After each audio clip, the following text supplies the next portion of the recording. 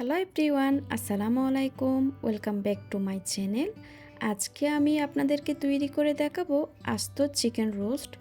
সাধারণত যে chicken roast যে সকল মশলা দিয়ে তৈরি করা হয় সেসব মশলা দিয়ে তৈরি করব, তবে খুব অল্প সময়ে শর্টকাট উপায়ে মজাদার চিকেন রোস্ট তৈরি করতে পারবেন এরকম একটা রেসিপি আজকে আপনাদের সাথে শেয়ার করব। আমার রেসিপিটি আপনাদের ভালো লাগলে অনুরোধ করছি সাবস্ক্রাইব করার জন্য। চলুন তাহলে রেসিপিটি দেখে নেওয়া যাক। রোস্টের জন্য এখানে আমি একটা 1.5 কেজি পরিমাণ মুরগি নিয়ে নিয়েছি। পা দুটাকে আমি সুতা দিয়ে খুব ভালোভাবে বেঁধে দিয়েছি। এর মধ্যে 1 চা চামচ পরিমাণ লবণ নিয়েছি আর দিয়ে দিচ্ছি 1/2 চা চামচ পরিমাণ হলুদের গুঁড়া এবং এগুলাকে দিয়ে ভালোভাবে মেখে নিয়েছি। এখানে আমি ঘি নিয়ে নিচ্ছি 1 টেবিল চামচ পরিমাণ। এর মধ্যে আমি মুরগিটাকে নিয়ে নিলাম এবং মুরগিটাকে ভেজে নিব, তবে চারিপাশে একদম লালচে করে ভাজতে যাবেন না, তাহলে কিন্তু বাইরের দিকটা খুব শক্ত হয়ে যাবে। এভাবে করে প্রতি পাশে 1 মিনিট মতো ভেজে নিয়েছি। এবার রান্না করার জন্য তেল নিয়ে নিচ্ছি 1/2 কাপ পরিমাণ। এখন গরম মশলা নিয়ে নিচ্ছি 3-4টা এলাচ, 2টা দারুচিনি, 3টা লং আর 2টা তেজপাতা ছিঁড়ে দিয়ে দিলাম। এখানে 1 কাপ পরিমাণ পেঁয়াজ কুচি আছে। আমি খুবই দুঃখিত, ভুলবশত ভিডিওটা অন করতে ভুলে গিয়েছিলাম। এবার পেঁয়াজটা ভেজে নিচ্ছি। পেঁয়াজটা একটু নরম হয়ে হালকা একটু বাদামি রং ধারণ করলে তখন দিয়ে দিচ্ছি পেঁয়াজ বাটা।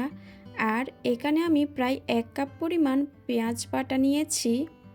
এই রেসিপিতে পেঁয়াজের পরিমাণটা একটু বেশি দিতে হবে। এবার এখানে দিয়ে দিচ্ছি রসুন বাটা আর আদা বাটা মিলে 1.5 টেবিল চামচ পরিমাণ।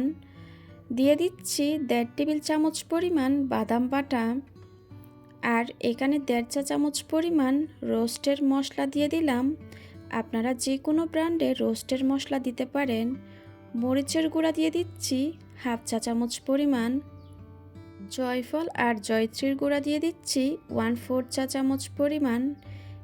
এবার মশলাটাকে একটু ভালোভাবে কষিয়ে নিচ্ছি।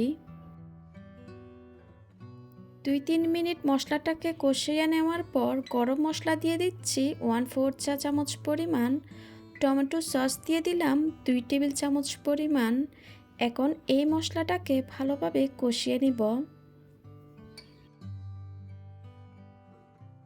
আপনাদের যদি মনে হয় মশলাটা পুড়ে যাচ্ছে তাইলে একটু পানি দিতে পারেন। মশলাটা যত ভালোভাবে কষিয়ে নেবেন রোস্টটা খেতে কিন্তু ততটা বেশি মজা হবে। স্বাদ অনুযায়ী লবণ দিয়ে দিলাম। চিকেনেও কিন্তু লবণ আছে, আপনারা ওইটা বুঝে লবণটা দিয়ে দিবেন। এবার এখানে 1 কাপ পরিমাণ লিকুইড দুধ নিয়েছি। এর মধ্যে নিয়ে নিচ্ছি 1 চা চামচ লেবুর রস। এখন এটাকে মিশিয়ে 5 মিনিট মতো এক পাশে রেখে দিব। এটা বাটার মিল্কের মতো কাজ করবে। এভাবে করে ব্যবহার করলে মুরগির মাংসটা খুবই সফট হবে আর ভেতরটা জুসি হবে। মশলাটা খুব ভালোভাবে কষানো হয়ে গেছে, তেলটাও উপরে বেশি উঠেছে। এই পর্যায়ে আমি মুরগিটা দিয়ে দিলাম।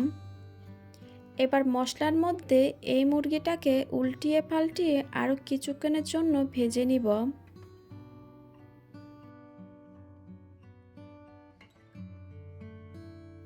মশলার সাথে চিকেনটাকে আমি 5 থেকে 8 মিনিট মতো কষিয়ে নিয়েছি। আপনারাও এভাবে খুব ভালোভাবে মশলার সাথে চিকেনটাকে কষিয়ে নেবেন। এখন দিয়ে দিচ্ছি আগে থেকে তৈরি করা বাটার মিল্ক, সম্পূর্ণ দিয়ে দিয়েছি। এবার যেটা করতে হবে ঢাকনাটা দিয়ে কিছুক্ষণ জাল করে নিব। 15 মিনিট জাল করার পর ঢাকনাটা তুলে কয়েকটা কাঁচামরিচ দিয়ে দিচ্ছি। আবারও আমি ঢাকনা দিয়ে 15 থেকে 20 মিনিট রান্না করে নিব। এবার ঢাকনাটা তুলে নিয়েছি। আমার রোস্ট কিন্তু অলমোস্ট হয়ে এসেছে আর দেখতেই পারছেন সম্পূর্ণ তেলটা উপরে ভেসে উঠেছে। এখন চুলাটা বন্ধ করে চুলা থেকে আমি রোস্টটা নামিয়ে নিব। আর এরই মাঝে তৈরি হয়ে গেল আস্ত চিকেন রোস্ট। আমার আজকের রেসিপিটা আপনাদের কেমন লেগেছে অবশ্যই কমেন্টের মাধ্যমে জানাবেন। আপনাদের সুন্দর সুন্দর কমেন্ট আমাকে অনেক বেশি উৎসাহিত করে। এরকম আরও সহজ আর মজাদার রেসিপি পেতে এখনও যারা আমার চ্যানেলটি সাবস্ক্রাইব করেন নাই তারা প্লিজ করে দিবেন। সবাই খুব ভালো থাকবেন। আল্লাহ হাফিজ।